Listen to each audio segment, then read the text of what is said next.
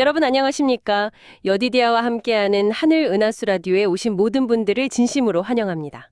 오늘은 하나님의 선제자들이 함께하여 도움이라는 제목으로 이야기를 나눠보겠습니다.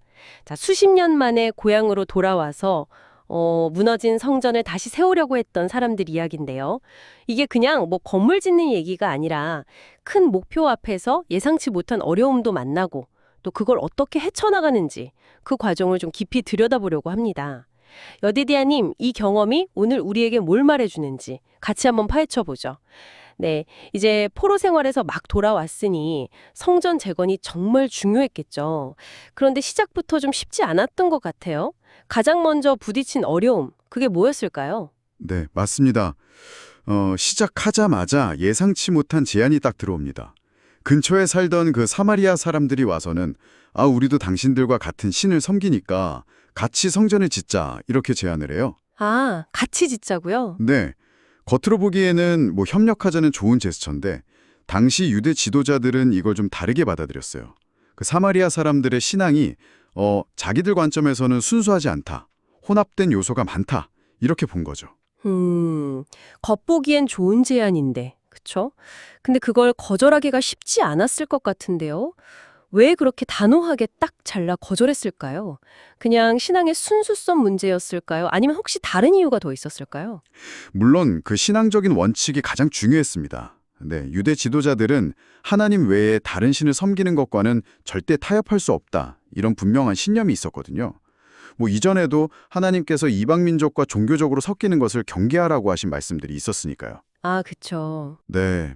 근데 그 이면을 보면 만약에 이 제안을 덜컥 받아들였을 때 장기적으로 어쩌면 정체성이 좀 혼란스러워지거나 혹은 그 신앙 공동체 자체가 분열될 수도 있다. 뭐 이런 가능성까지 생각했을 수 있어요. 아하, 그러니까 당장 눈앞에 일손이 급한 것보다는 공동체의 어떤 핵심 가치를 지키는 게 더 중요하다. 이렇게 판단한 거죠. 그렇군요. 정말 도움이 절실했을 텐데도 원칙을 딱 지키려고 거절했다는 거네요.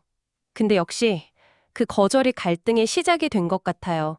사마리아 사람들의 방해가 구체적으로 어떤 식이었나요? 네, 거절당하니까 이 사마리아 사람들이 아주 적극적으로 방해를 시작합니다. 그 당시 페르시아 제국 관리들에게 뭐 뇌물을 주기도 하고요. 뇌물이요? 어휴, 네, 그리고 성전 건축이 사실은 반역 행위다. 이런 식으로 막 거짓 보고를 올리고 정치적인 수단을 총동원한 거죠. 와, 이런 외부적인 압박이랑 방해가 생각보다 훨씬 집요했어요. 그래서 결국에는 성전 건축이 중단되고 맙니다. 아, 중단되기까지 했군요. 근데 이게 외부 방해만 있었던 게 아니고 내부적으로도 좀 문제가 생겼던 것 같은데요.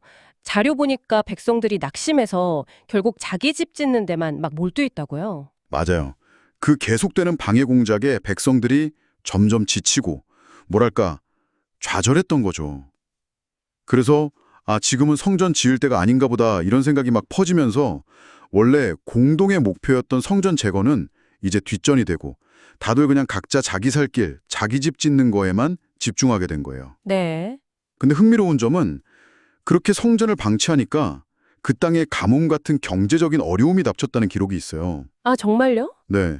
영적인 우선순위를 놓치니까 그 결과가 현실적인 고통으로 이어진 거죠. 와, 정말 힘든 시기였네요. 영적으로도 그렇고 현실적으로도 다 침체된 그런 상황이었는데 여기서 어떤 전환점을 맞게 되나요? 선지자들이 등장한다면서요? 이분들의 역할이 아주 결정적이었던 것 같아요. 네, 맞습니다. 바로 학개와 스가랴 선지자입니다. 하나님께서 이분들을 통해서 백성들에게 직접 메시지를 전하신 거죠. 학개 선지자는 아주 그냥 직설적으로 얘기를 해요. 하나님 집은 저렇게 황폐한데 너희만 그렇게 잘 꾸민 집에 사는 게 옳으냐. 이렇게 강하게 질책하면서. 와, 직접적으로요? 네, 지금 겪는 어려움의 원인이 성전 재건을 멈춘 데 있다. 이걸 딱 지적하고 하나님의 일을 다시 최우선으로 삼아라. 이렇게 강력하게 촉구합니다. 아휴, 그렇게 질책만 들었으면 다시 일어서기 좀 힘들었을 수도 있을 것 같은데요. 그렇죠. 그래서 스가랴 선지자는 또 다른 메시지를 전합니다. 바로 위로와 희망의 메시지죠. 하나님께서 여전히 너희를 사랑하시고 이 예루살렘을 다시 택하셨다. 그리고 내가 친히 너희의 보호자가 되어주겠다. 이런 약속을 다시 한번 상기시켜줘요.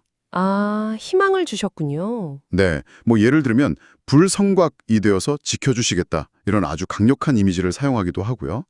여기서 정말 중요한 건 두 선지자 모두 내가 너희와 함께한다. 이 하나님의 임재 약속을 계속 강조하면서 백성들에게 용기를 북돋아 주었다는 점이에요. 아, 내가 너희와 함께한다. 그 말이 정말 큰 힘이 되었겠네요. 그래서 선제자들의 외침에 백성들이 드디어 움직이기 시작했군요. 그런데 방해 세력은 여전히 있었을 텐데 이번에는 상황이 어떻게 달라졌을까요? 뭐 보이지 않는 도움 이런 것도 있었다면서요? 네, 백성들이 이제 회개하고 다시 성전 건축에 나서니까 정말 놀라운 일들이 벌어집니다. 영적인 차원에서 벌어지는 일들에 대한 언급도 있어요. 보이지 않는 영역에서 어떤 방해 세력과의 싸움이 있었고 또 하나님의 천사들이 개입해서 길을 열었다. 이런 해석도 가능하죠. 네. 그리고 현실적으로는 그 페르시아의 다리오 왕이 이전 고레스 왕의 조서를 확인하게 돼요. 그러고는 성전 재건을 공식적으로 허락할 뿐만 아니라 아예 왕실 재정으로 공사 비용이랑 재물까지 다 지원해라. 이런 강력한 칙령을 내립니다. 와, 전폭적인 지원이네요. 네, 이전과는 완전히 다른 차원의 지원이죠. 이게 단순히 그냥 뭐 인간적인 노력의 결과가 아니라 하나님께서 정말 이 상황을 주관하고 계시는구나 하는 강력한 증거로 받아들여진 겁니다. 정말 극적인 반전이네요.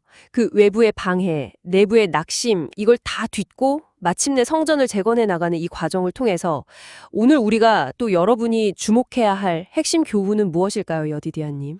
네, 몇 가지 좀 생각해 볼 점이 있는 것 같아요. 첫째는 우리가 삶에서 하나님의 일 혹은 우리가 추구하는 어떤 가치 있는 목표를 가장 우선순위에 둘 때, 그럴 때 어떤 어려움 속에서도 하나님께서 함께 하시고 또 필요한 모든 걸 공급하시면서 길을 열어주신다는 걸 기억해야 한다는 점입니다. 네, 우선순위. 네. 둘째는 세상과의 타협, 특히 그 신앙의 원칙을 희생시키는 유혹을 경계해야 한다는 거예요.